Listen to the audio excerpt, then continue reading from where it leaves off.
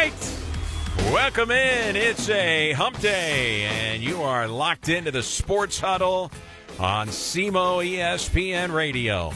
1220 AM, 93.5 FM, and online at SEMOESPN.com. Eric Shawn, the lead singer of the Mike Rennick Band, in studio. You can join us. Here's our EBOMD Huddle hotline number. It is 573-334-1220. 573-334-1220. The Huddle hotline is powered by EBOMD. If you'd like to email the show, you can do that.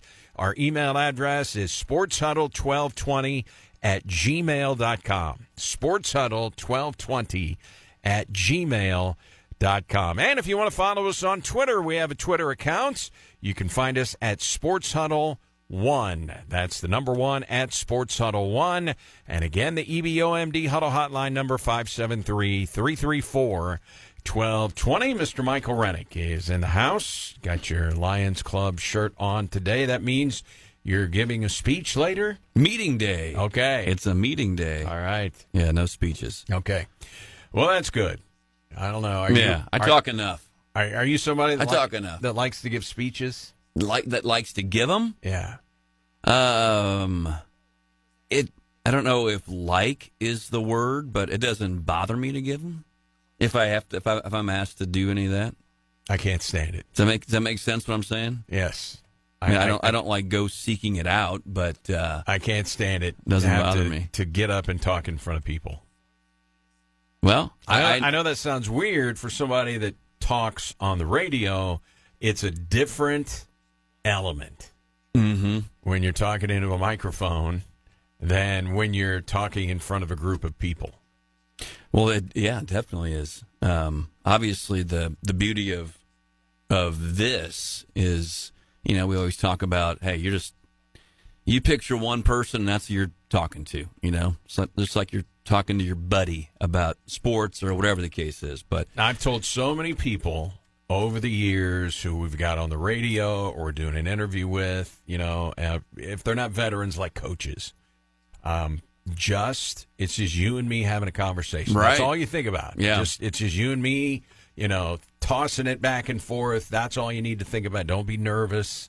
And, when I'm interviewing somebody, especially someone who's younger, doesn't have a lot of experience with that, you try to, talk about light subjects, get them laughing, and you can tell when they're nervous. I've interviewed a million people. Right. Yeah. You can tell when they're nervous.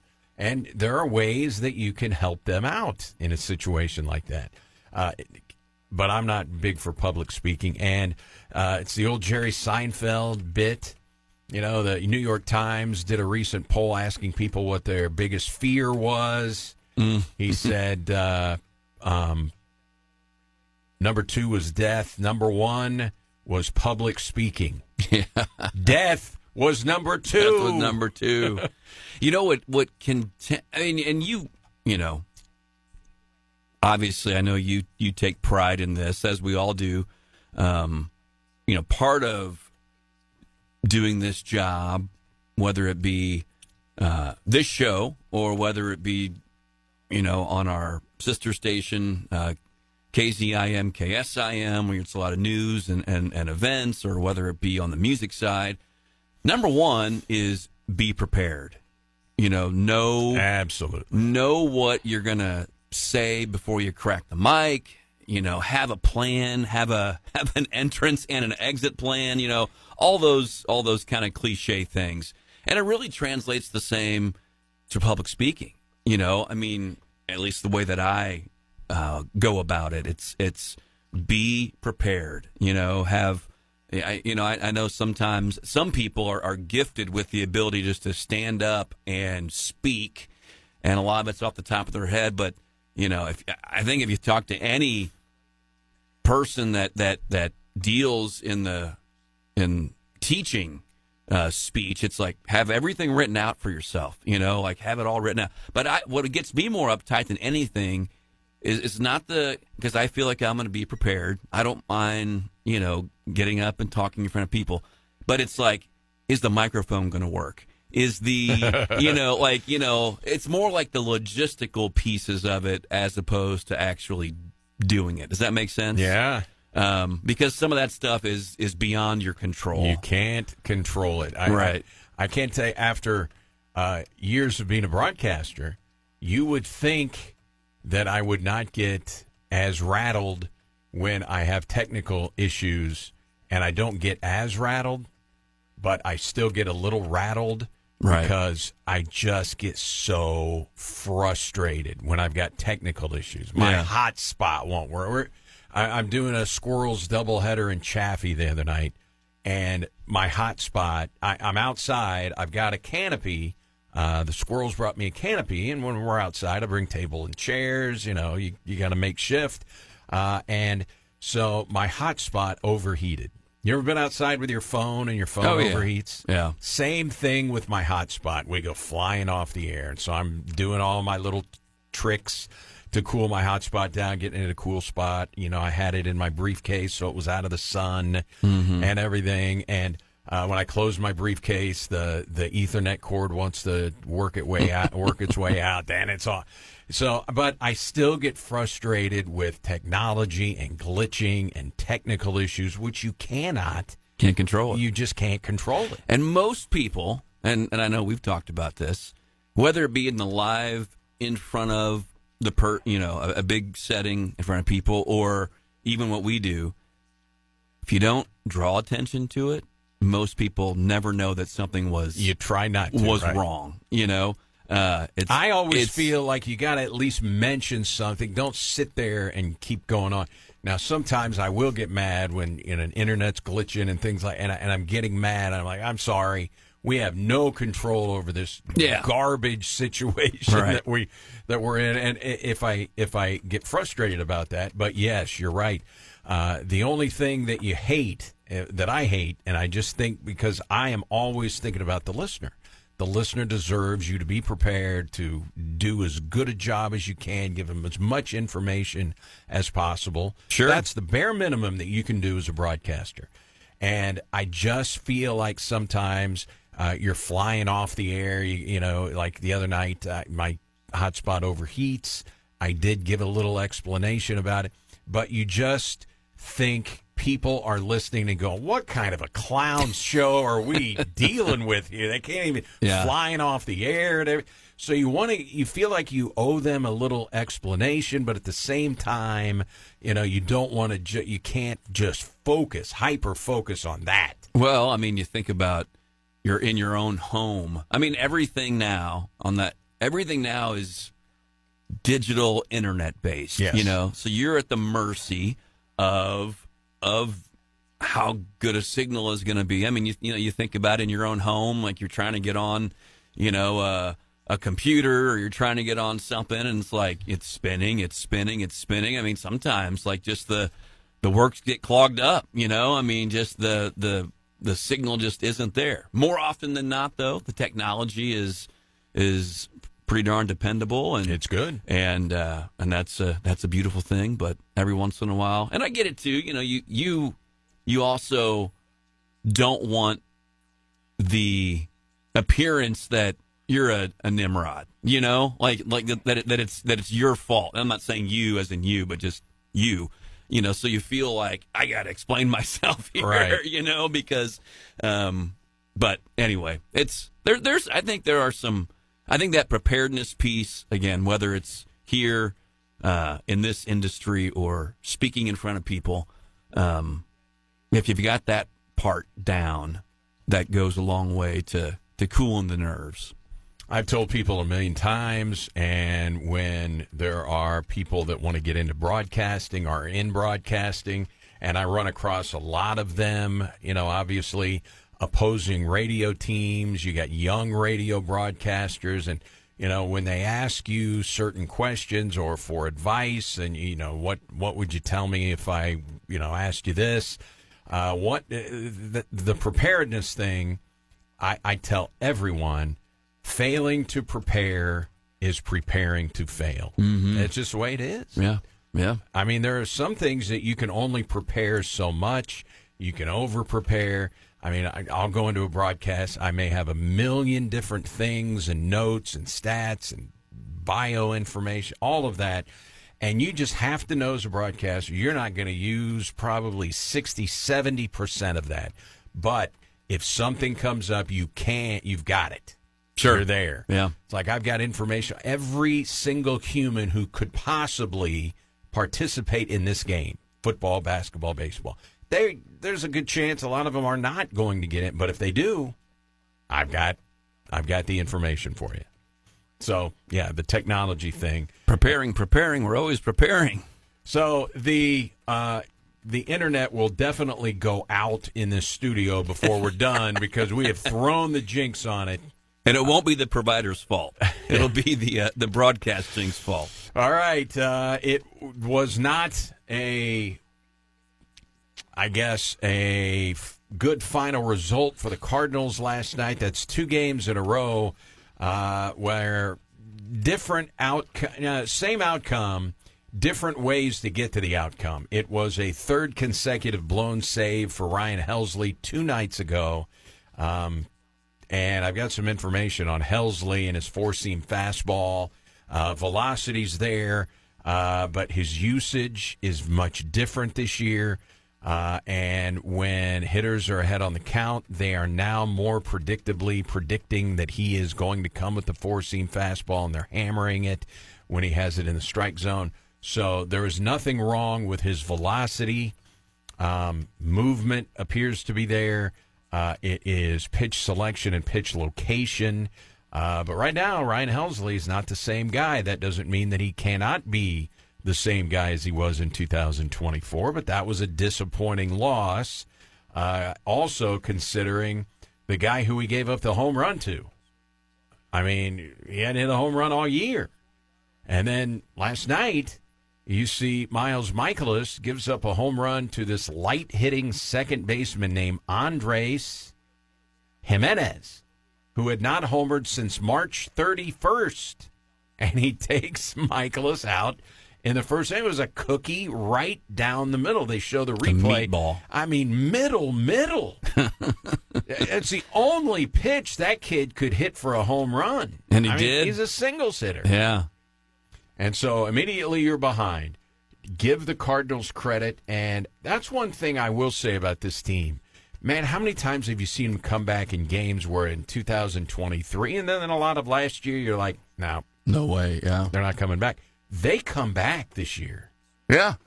They just do. Yeah, I mean, that was, I know it was 2 games ago, but that blown save, that's why that was so kind of gut-wrenching because what a comeback, and then you think, all right, here we go. Cubs lost. Here the Cardinals have come back, and you got Helsley coming in, and then wham. And Toronto, they are a tough team. I think they've won 11 of 13. Yeah, I mean they've talked a lot about the Cardinals this year grinding out at bats. I think Toronto is.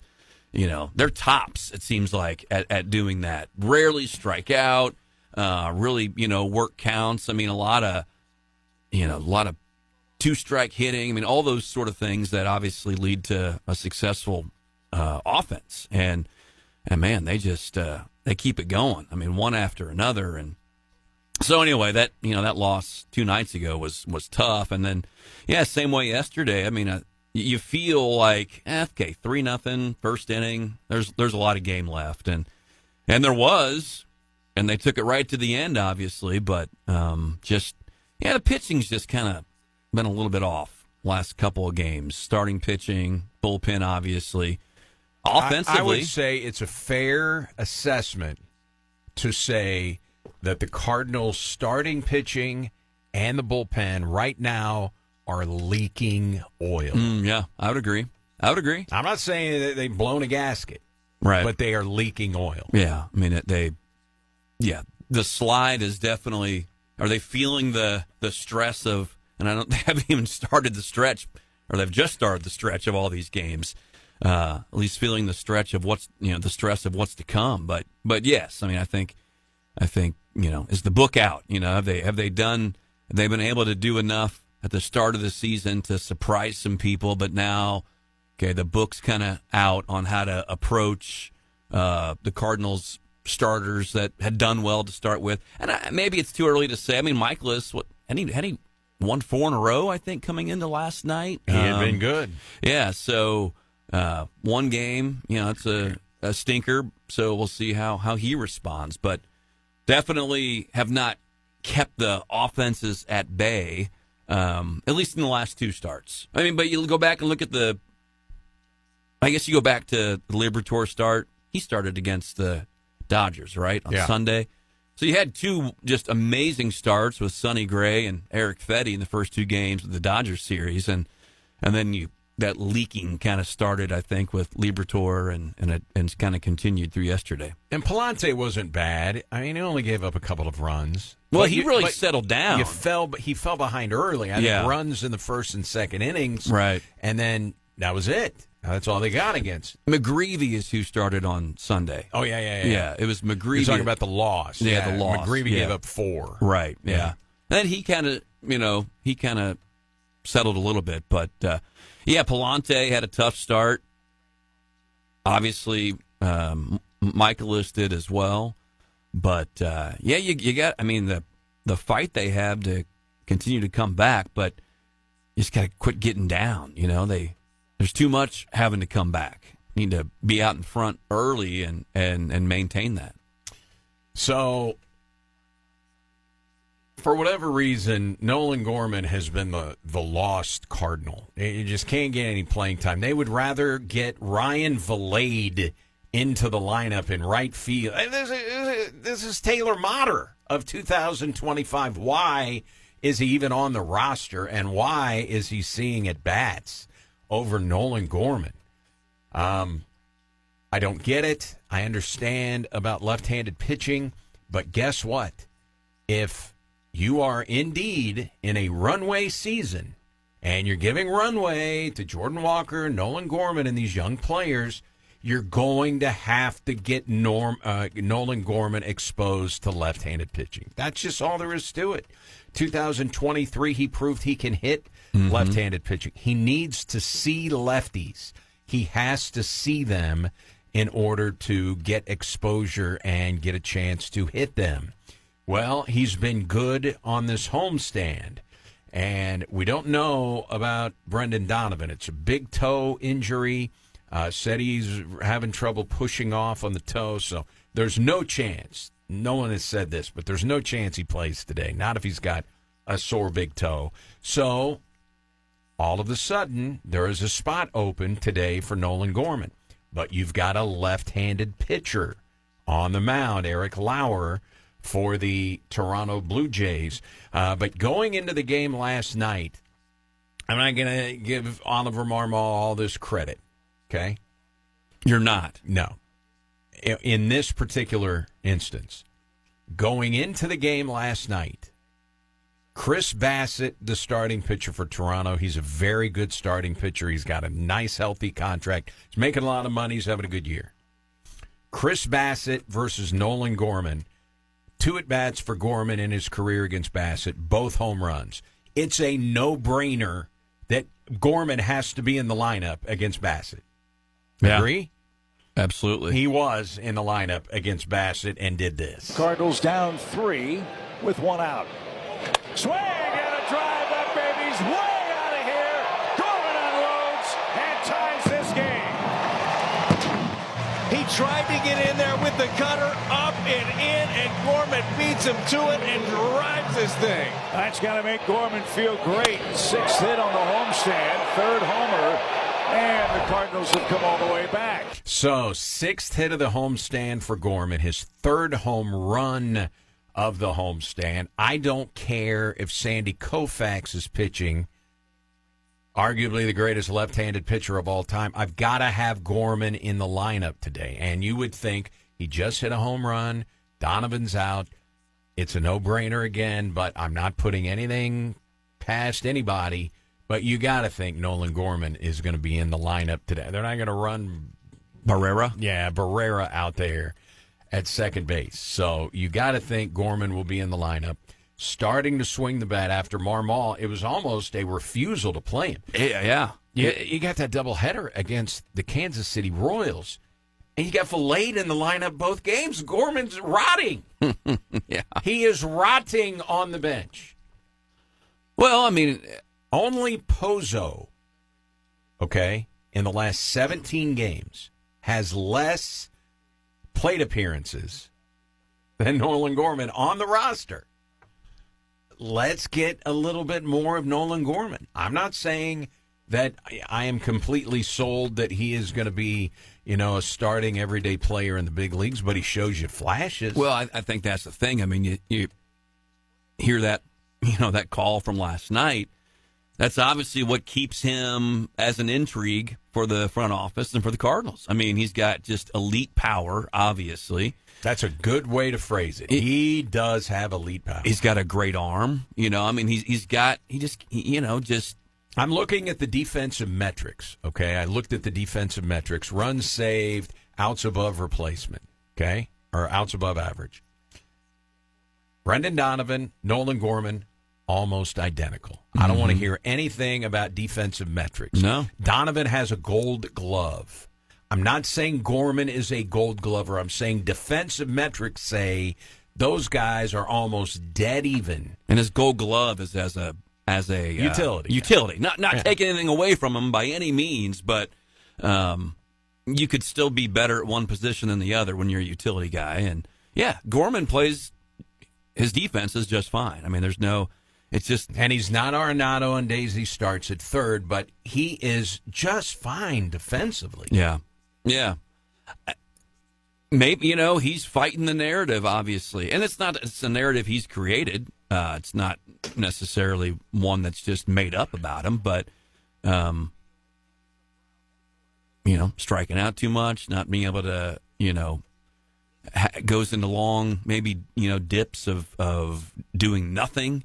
But I think, to your point, he's on a heater for a homestand, and if he's not in there today, it's going to be, that may make you think, okay, is there something personal going on there between Marmol and Gorman potentially, which you hope that's kind of not like the case. But 2 weeks into the season, Marmol calls out Tyler O'Neill. Right. I mean, you felt there was something personal. Yeah, the there. hustle, right? The hustle call, right? That was against Toronto, wasn't it? Wasn't that where that started? I think so. The Cardinals opened up with Toronto 2 years ago, I think, and he got thrown out on a should have been an easy, I guess, play at the plate. Play at the plate. Yeah. But anyway, I think he's in there today. So I'm going to play you some Marmol sound from after the game, and Marmol saying that this was his favorite game of the year. I don't get that, but you'll hear in his post-game presser that he just keeps praising his team. They're never out of it. They're fight. And I totally agree with all of that. But if you believe that, Oliver Marmol, when the game goes to the ninth inning and you have a 2-run deficit, if you really believe what you're saying, then you believe your team has a chance to do something in the ninth inning, and they're not out of it, right? Sure. If he's believing what he's saying, yeah. Why would you bring in Chris Roycroft? He's going to give up runs. He had an ERA over 8 at Memphis. He has an ERA over 8 in the big leagues. I understand they're enamored with his stuff. He's got good stuff. There are a lot of guys that have good stuff. Is it similar to your Gorman discussion? You got to let him. You got to see what he's able to do. There's going to be some bumps and some bruises, but you got to put him in these situations. Well, then bring Ryan Fernandez back up. Got to give him exposure. Well, I didn't like bringing in Roycroft. Aren't there those pitchers that when you see them trotting into the game, you're like, oh, my God. Is this – there are no other options here? I mean, is there no one on the scrap heap? Is there no one at Memphis that is better than him? How do you get an ERA over 8 at Memphis and deserve a call up to the big show? Anyway, so Roycroft comes in, gives up 2 runs, then it's 10-6. And you have a shot. Wilson Contreras, they bring in their closer. Here's his first pitch. And a high, towering fly ball deep center. Miles Straw back. That baby's gone. Contreras with a big-time bomb to straightaway center. Ambushes the first pitch and makes it a 1-run game. The Cardinals will not go away quietly. Contreras. Hoffman first pitch, 432-foot shot, walking it off. Walking it off. Just because he's walking up the first baseline, that's not walking it off. You know, that was fun to see, but I was hoping he wasn't going to hit a home run. It can be a rally killer, right? Home runs, traditionally, if you follow baseball, need to come back, are rally killers. Right. Maybe a double, you know, as the saying goes, keep the line moving. You needed at least another runner, you know, on base to bring up the tying run. Yeah. Because then, you know, Burleson comes up and just rolls over and game over. The closer through 2 pitches. Yeah. That 3-run homer to Contreras and the final out. Yeah. 2 pitches. So he's probably burnt for today, right? Yeah. He's unavailable. I don't think he is. I like Hoffman. I mean, that split finger he's got, you know, I mean, I was watching him the other night and thinking about, you know, the pitches that Helsley has, you know, or Helsley typically goes to. And, man, I just love that split, to have that split finger. It's an equalizer. It is just. Did you watch Yamamoto throw his splitter? I didn't see a ton of the game, but a little bit. Oh, my goodness. Yeah. Why is Bruce Sutter in the Hall of Fame? Yeah, right. I mean, he was really the first guy. I mean, you can differ with mechanics on what is a fork ball, which they had Elroy faced way back, 50s, 40s, whatever. There was always a fork ball, but there's a differential in what a true split-finger fastball, which was generally brought to the big leagues for the most part. Suter is given, you know, credit for being the guy with the split finger because he did not have a big-time fastball. I mean, he had an arm injury earlier in his career. He didn't have an above-average fastball, but people, they even knew that thing was coming and couldn't touch it. And it's kind of the way it is with Yamamoto. Sure, right. But I do want to say this. With this Roycroft situation, I have had enough. Okay? You've got all of these games and all of these days. They have a right-handed pitcher who's 25 years old at Memphis named Andre Granillo. Okay? How old is he? 24? 25. 25. Righty. He has a 182 earned run average in 18 games. It is 46 strikeouts in 29 innings and 084 whip. Can I see him, please? Is he a starter for them? He's a reliever. 18 appearances, all out of the pen. Strikeout guy. Yeah, where's he at? He's at Memphis. That's why I'm talking about him. It's 46 strikeouts, 19 walks. 084 whip. So he's given up 17 hits in 29 innings. A lot of times control is the differentiator, it seems like, between those that are still in the minors and those that make it, you know, get the call up. Control can be a big factor. Sounds like not an issue for him. I mean, he's not walking guys all over the place on top of, you know, the strikeouts. So. I'm not saying you're bringing him up and he's an all-star. I'm saying let's get a look. Doesn't have an 8 ERA. We've seen Roycroft. That doesn't mean his career's over.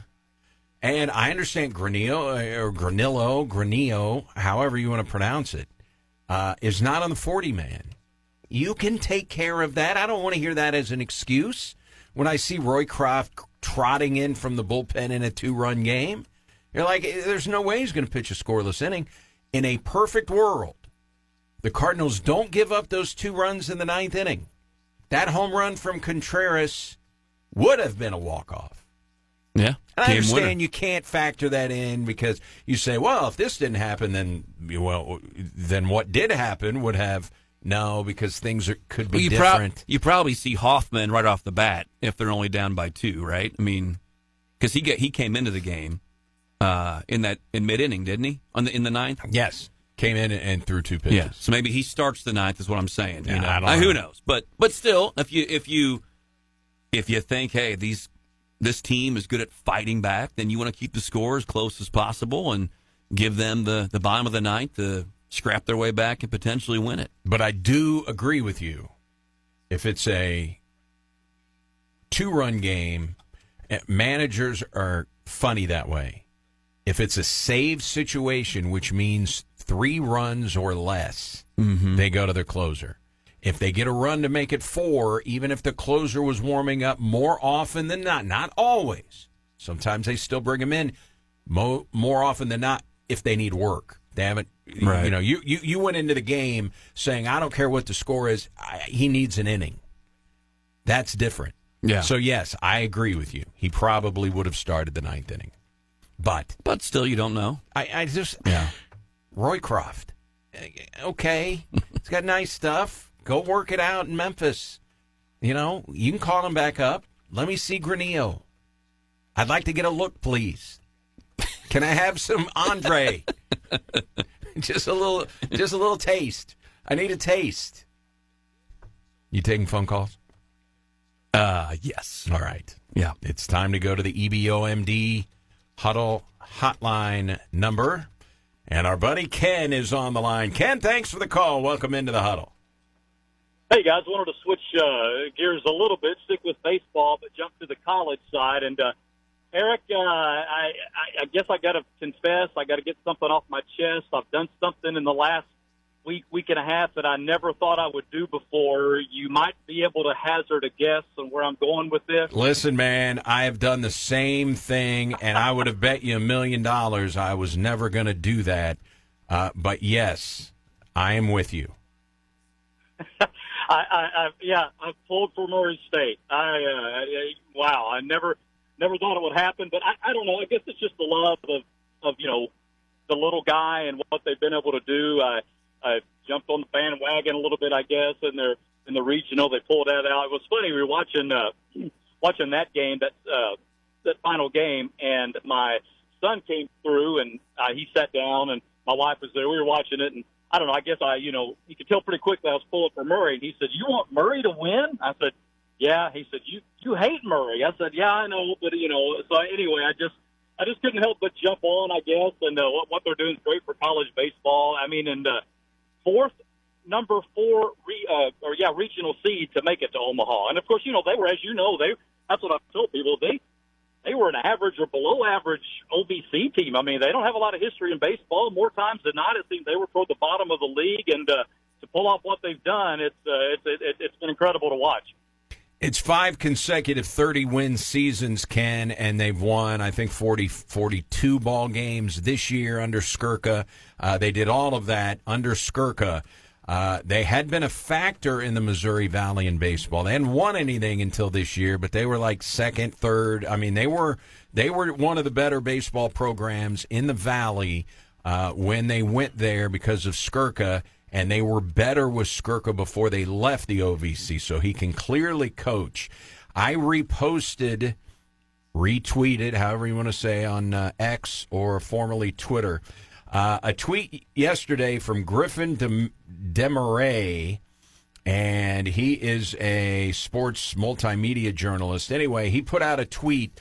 It's got an overhead picture of Johnny Reagan Field. Okay, it's a small ballpark. It is. They do not have great facilities at Murray. They're better. They got a new press box. They put in new bleachers. They've done some things. And bound to get better. Yeah.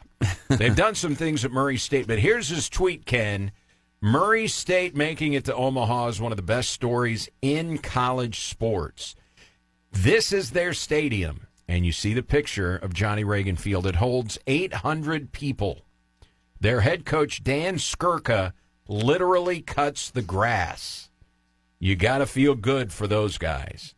That's why you, and that's why I, and that's why Mike Rennick has been rooting for the Racers. I think DraftKings even reposted or whatever. You shared that same photo. Okay, yeah. good. Yeah, I think somebody sent that to me yesterday. That just knowing my SEMO ties and my non-Murray ties, but any chance? It's kind of late in the game now, but any chance Skirka is back at Murray next year? Man. I mean, they would have to pool some money together and, give him, assurances, hey, we're going to get – they got some turf, I think, like around home plate and in front of the dugouts. I mean, they've done little things. That press box that they built is very nice compared to what they had. It was just it was like broom closet before. They've done some things with the dugouts, and their grass is better than it has been in years past. They've done some minor things. Like I said a few years ago when they put the metal bleachers in behind home plate, there used to be no chair back, no bleachers, no nothing. They just had tiered levels with grass, and you would have to bring a chair in order to watch a game at Murray State University. They didn't even have lights until the last, 10 years. No lights. I mean, so I would think there'd have to be some big assurances and commitments to Skirka that he's back. I know the Murray State people don't want to think about that. They just want to continue to, see if they can ride the Racers into an incredible finish here. But you've got to think he's going to be a hot commodity. Yeah, and we were watching after the celebration when they won the regional, I guess it was. Yeah, we were watching. My wife, he was hugging his wife, and my wife said, she's telling him right now that, hey, we're getting ready to make some money. I can't wait to get out of Murray. But we'll see how that goes down. But, hey, and I was going to throw this out there, see if you guys kind of buy into this a little bit. I think, with baseball, I think the NIL, the transfer portal, the Wild Wild West, I think it's helped mid-major baseball way more than any other sport, because what do you get, like 11 3/4? It's some goofy number, full scholarship. So they're not getting full scholarships hardly anywhere. There's not I don't think, near as much money probably being dished out for baseball players. So these guys are going, to Power Fives or Power Fours now or whatever, not playing a lot and dropping down. And, man, I think the proof's in the pudding. I mean, SEMO, we went to a regional final. You've had Murray, you had Indiana State last year, who was it? Or Evansville last year, Indiana State 2 years ago. I mean, I think, where it doesn't help the mid-majors and the smaller schools for the most part in most sports, I think baseball-wise, this whole Wild Wild West has helped them a little bit. I was watching, I guess it was, 2 nights ago, that when they won, they went to, ESPN went to Sports Center, then they went right back to the field for a on-field interview with one of the players. I can't remember who the player was, but he talked about that. He talked about how, Skirka did a great job with the portal. I think the catcher was from Louisville originally, went to Louisville originally, and I agree. I was talking to a buddy about the same thing. It's like, I know a lot of people think, this portal is terrible and so on and so forth, but I don't think you see Murray in the position that they're in if you didn't have a portal. No chance. There's no chance at all. And Nope. I think you'll probably see, now, yeah, are the big schools still going to probably rule the roost? Yes, but I think baseball especially is unique to where you have so many guys you have to rely on. And I know football is the same way, but you have the skill positions, baseball, you just have such depth you got to rely on that I think it's also unique that a run can happen like this in baseball that you're not going to probably see in any other sport. But it doesn't happen without the portal in my mind. Hey, Eric, Coach Sawyers has not, well, I say he's not a believer in the portal. I don't know that. He's not dipped in the portal very much at all. Now, again, I'm not criticizing what a tremendous job he's done. I think mainly going for the JUCO kids has been terrific. But has he ever mentioned that to you, like his thoughts on the portal, why he hasn't dipped in it more, or you got any insight on that? Well, I do know that he likes their current setup and their current system where they do take a lot of JUCO guys. They do take a look in the portal. I mean, just think back to Jason Rackers, their ace when they won an OVC championship. They got him in the portal from the University of Tennessee, and Tennessee had just gone to the College World Series the year before that. They are not anti-portal, but the system that they have going now, they like it, and so they really haven't done a lot in the portal. Now, 2 years ago, when they did go to Arkansas and beat the Razorbacks and get to the regional final, who was one of their big guys that helped them in the tournament? And then at Arkansas was Ian Riley, who got hot at the end of the year, and he transferred from Dallas Baptist. So they haven't done a lot of it. That's not to say that you may not see some more portal guys going forward. Yeah, especially with kind of how the offense fell off this year. We knew had 34 homers combined, I think, from Cameron and Ben Palmer. And did Kettering even hit one this year? I don't think he did. He did not. Yeah, I mean the power numbers really dropped off. I thought the pitching overall was better this year than it was last year. I mean, baseball's a funny sport. I mean, you were there obviously. If you go back and look at the last weekend of the regular season, we just beat the brakes off of Little Rock. They sneak in the tournament, steamroll through it, and get to a regional final. Baseball's unlike any other sport, but man, the run by Little Rock there, that was almost legendary and historic as well. I mean, SEMO outscored them 43-8, Ken, in that 3-game series. I mean, just crushed them, and then nobody could touch Little Rock, and they ended up running out of pitching in the regional championship. I mean, they came super close to getting to a super regional. So yeah, it was an amazing run, and I don't care who you are, you could even hook their head coach up to a lie detector, and he would not have told you that I thought we were capable of this. No chance. Yeah, kind of the beauty of baseball, and I'll get off here quickly, but Murray could maybe make a little noise out there. Now I saw the bracket. If they, I'm not saying they're going to lose to UCLA, but if they do, then they've got, I think, the Tennessee or the Arkansas LSU loser. But I mean, there's no, Arkansas LSU, I think, are the best two teams in Omaha. Kind of fortunate for those two, they hooked up first, but there's no real there's no Paul Skeens, Dylan Cruz team out there. There's no dominant team, so. Hey, who knows? They might go out there and win a game and make a little noise. I don't think that's beyond the realm of possibility. I agree because of their offense. I mean, they can slug it. And by the way, if you are following the College World Series, it starts Friday. Murray doesn't play until Saturday. It's a 1:00 game Saturday against UCLA, and it will be on the big ESPN, and then, of course, on ESPN+. So Murray plays on Saturday.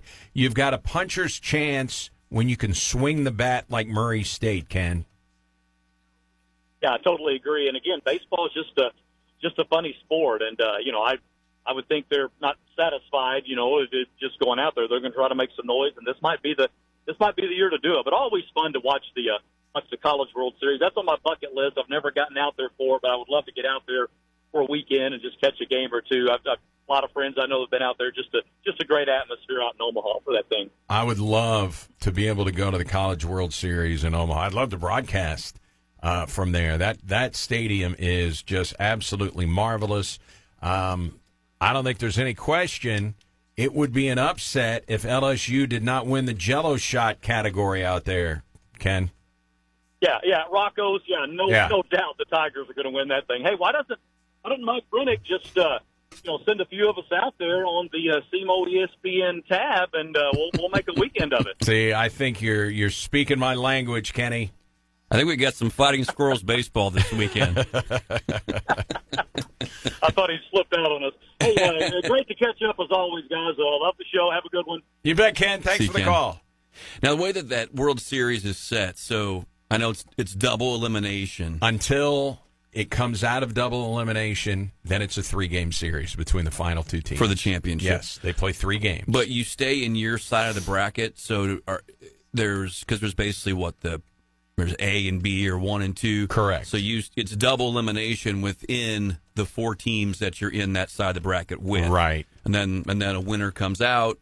Is that correct? Yes. And they play the winner of the other bracket. Now, the way it's set up, Friday, the first game is Arizona Coastal Carolina. followed by Louisville, Oregon State. Those 4 teams battle it out to see who emerges. Right. And then on Murray's side, they play the 1 o'clock game Saturday. Murray, UCLA, and then LSU, Arkansas. They battled out, obviously. Yes. I would feel better if Murray State was not in the LSU, Arkansas side, but that's just the way it is. Yeah, but, geez, at this point, it's just, I Right. mean, you know, you start playing they're ranked this or they're ranked. I mean, they've beaten everybody, you know. I mean, so I don't think that matters at all anymore. I mean, I agree. They beat Ole Miss twice at Ole Miss. Yeah. You know, that's one of the things I noticed. I know Duke was really trying to bring a crowd out for that last game. Nice ballpark, but it's nothing like playing at the SEC. I mean, just watching it on TV, it didn't appear at least to have anything close to what they had to go through at Ole Miss. I mean, just we were there. Not at all. Tim Elko hit the grand slam off Dylan Dodd. Yeah. And they still show that highlight. We have played there since. SEMO, after Ole Miss won the national championship, SEMO went down there and just beat them senseless, like 10-2, crushed them. Right.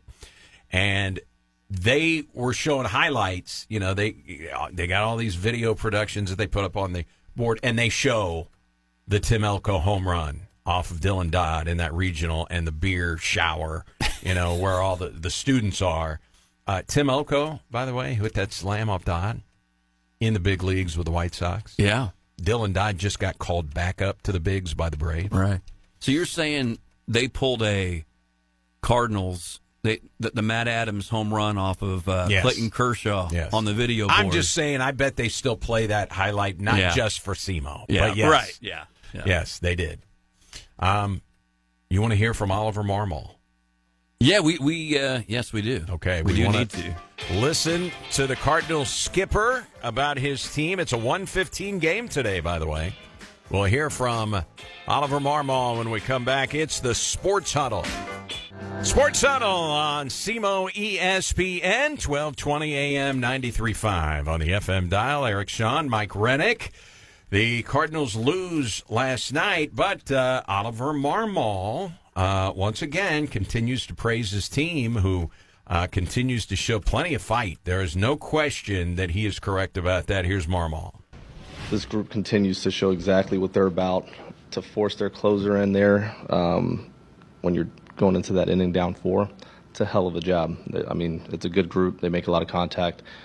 I'm sure you guys will ask a ton of questions about that, but that clubhouse continues to show what they're about, and there's a lot to be excited about. You go in that clubhouse right now, and there's just they never feel like they're out of a game. You give up 3 in the first, and you know you're going to figure out a way to come back, and they do exactly that. And it's not once in a while; it's every game. This might be a tougher series for us as far as matchup goes than even LA, just because of the amount of contact this group makes and what we do as a pitching staff, right? So we knew there would be challenges we'd have to navigate, and they're continuing to show that they're first in the league at being the toughest to strike out. There's been some discomfort there. It's a kind of the joint in his big toe. You can see that last at bat, he couldn't even get off his backside there. It was hurting him pretty bad, so we took him out day to day, but I'll know a lot more tomorrow. You look at the style of play, and it's just every single game we're putting pressure on them. The fact that they forced Hoffman in that game, a hitter early, you look at his usage over the last week, that's impressive. And it's just they're known for exactly that inning right there. They're going to find a way to put pressure on you. So I'm excited about our group. I'm excited about where they're headed, and they continue to get better. Yeah. I agree with a lot of what he said. I'm not taking any moral victories. Hey, we forced them to go to their closer. Yeah. I don't care about that. Maybe if you'd won the first game of the series and you felt like, okay, if we can at least force them to go to their closer, it may set us up for a series win tomorrow. But he threw two pitches. Threw 2 pitches, right. So now they have released the lineup for today. All right, so it's a 1:15 game. What do we have for Oliver Marmol? I know that you've got you got all the stats in front of you. And I know Newt Barr had the night off last night. And needed it. Got to get more out of him. He's been slumping. I mean, he's hitting 237. I know there's more to his game than just the average. But, man, top of the order. Him and Victor Scott have really been nosediving. I think Scott was in a 1 for 31 before that hit last night. Yeah. Well, they have identical batting averages. Bookending the lineup. Nice to see Nolan Arenado with a nice homestand. He's had several, he was 3 hits last night, I think it was. Including another home run. So a lot of positives there, obviously. Now, your concern is about Nolan Gorman and what's going to happen with the lineup today. Just because there's a lefty, but if Donovan's out, and I'm sure he is, I mean, if he couldn't push off on his toe in his last at bat and you had to take him out, he's not going to turn around and be in the lineup for an afternoon game. So you've got a spot for Gorman. If Donovan was healthy, I don't know because there's a left-hander on the mound, but you're almost forced to play Gorman, which is a good thing. Brendan Donovan is out because of that toe. So you got Newt Barr leading off in left field, Mason Wynn at shortstop, Ivan Herrera, the DH, Contreras at first, Burleson in right field, batting 5th, Nolan Arenado at third, batting 6th, and the second baseman batting 7th, Nolan Gorman. There you go. Pozo catching and Victor Scott the second in center field. So, all right. Got your boy in there. See if he can do some damage against the lefty. Man, if he could just there are so many guys whose careers never went anywhere because they couldn't lay off the breaking ball low and away. It's been around as long as baseball. Bailout city. That's why they throw chase pitches. Yeah. Okay? Especially when you're ahead in the count. Boy, if his strike zone discipline could just tighten up a little bit. I'm not saying he's got to be Tony Gwynn. That's not what I'm saying. Or Pozo. You've seen? I think he's the toughest guy to strike out in the major leagues. Or he and Luis Ariz. Pozo, he's gone I can't tell you how many plate appearances without striking. He puts the ball in play. Mm-hmm. I always think, a guy like Gorman, and I can't remember what the count was last night, but he's like, man, be aggressive early in the count. And I know it seems like the stats don't bear that out. Like, if you swing at the first pitch, your success rate isn't the best. But it just seems like a guy like him. I mean, what is the first pitch to him normally? It's a strike. There are a lot of guys that swing at the first pitch that do just fine. Yeah. And in an RBI spot. Right. I mean, his head would explode with these guys. Okay, guy just looks like he's putting the bat on his shoulder. He's taking the first pitch no matter what. No. Right. Get up there and go. Yeah, aggressive in the strike zone. And don't get yourself in a situation where that, you're going to get the pitch on the outside corner that you're going to bail out swinging at. So, Liberatore, I thought the quote of Marmol there that was most interesting to me, and one that just, you don't, as just a fan watching, you don't think about. He talked about how we knew Toronto was potentially a tougher lineup for us than the Dodgers, and like, whoa, what are you thinking there? You got Ohtani, you got Betts, you got Freeman, you got on down the line, but that grinding at bat that the Blue Jays take, the putting the ball in play and just the battle. That makes a lot of sense because that's exactly what you've seen out of them this series so far. Yep.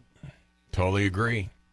All right. And we get more into it tomorrow, but The Athletic every year hands out these questionnaires to major league players. And in order to get them to answer the questionnaires, they say this is completely anonymous.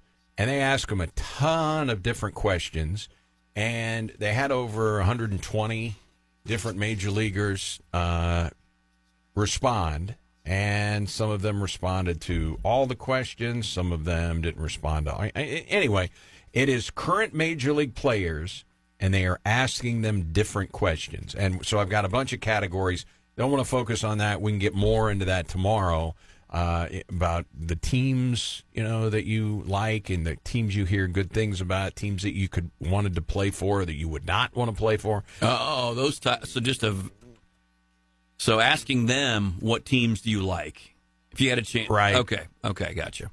And what are the misconceptions that fans may have about life being a Major League player? I mean, they ask them a bunch of stuff. Mm-hmm. But we're going to focus on the questions of which manager, aside from your own, would you most like to play for?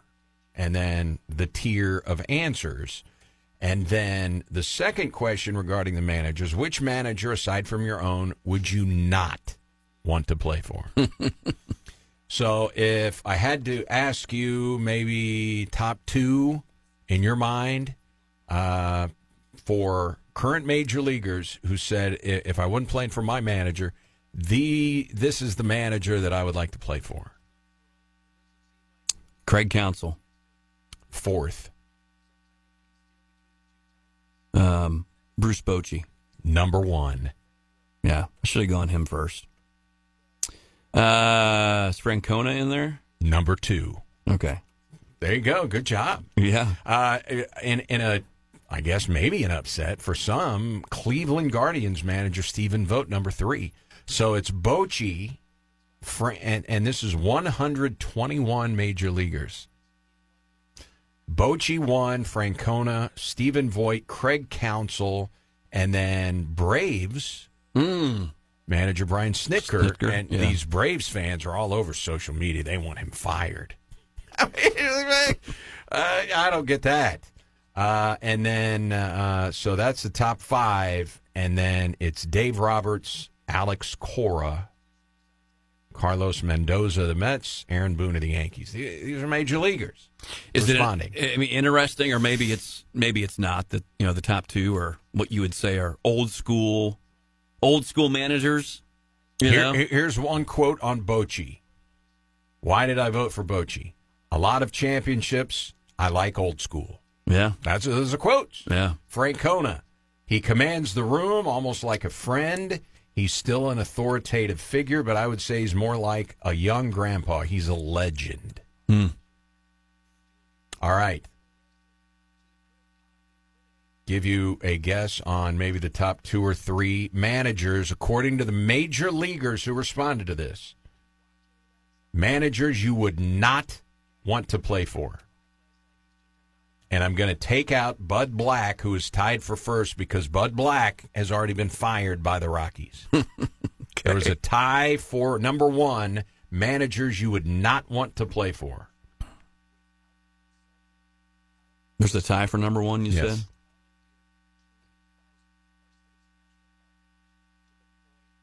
Oliver Marmol. You are correct, sir.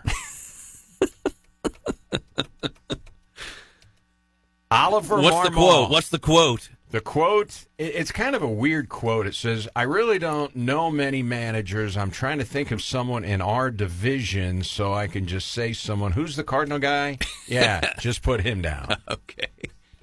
Okay. But he had to have more than just that vote against him. Yeah, of the 40 responders, Black and Marmol each got 5 votes. Surprisingly, Mike Schilt got 4 votes. He's 3rd. But what's also interesting is Mike Schilt finished like 12th in managers that you would want to play for. Okay. So it was weird to see Schilt on both lists, but it's Bud Black and Marmol, Schilt, Ron Washington, Gabe Kapler, Dave Roberts, Derek Shelton, who was fired with the Pirates, and Mark Kotsay of the Oakland A's. So there you go. I don't recognize a lot of those names. I recognize the names, but you forget that they're managing or whatever they're doing. I mean, Ron Washington's been all over the place. I know he's where's he at? He's in Ron Washington is the manager of the Angels. The Angels, that's right. I knew that. I saw him at Busch Stadium recently. Yeah, that's a little tougher than picking players. How about Marmol, number 1? What do you have against Marmol? That's what I would ask Do the you guy. do you think there's some players, I don't know, they think he's a little cocky? I mean, when you're was getting feedback from other players, too. Was right? this survey taken recently? Yeah, it's spring training. And they've tabulated everything. Well, and here we go. If you're basing it on his track record, potentially from a record standpoint, if it was done in spring training, maybe you get a different tabulation at this point of the season, because maybe it's just like, they haven't been very good. Who's their manager? They don't have time to fill out questionnaires during the season, so everybody is looser in spring training and everything, and so they're just releasing it now. And there are other categories and things, and what do they think about the automated strike zone and things like that?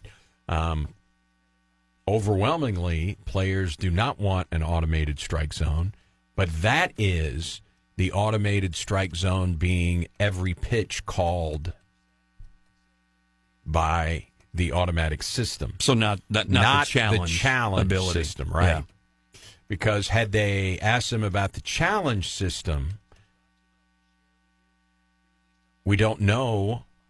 Going into spring training, that's when they were using it experimentally. So players, unless they had been in the minors, they don't know what it's like to be able to challenge a pitch. And then within 15 seconds, you see it on the board, and it tells you, was it a strike or a ball? Definitively. So next spring training, that might be on the questionnaire. I think it will be.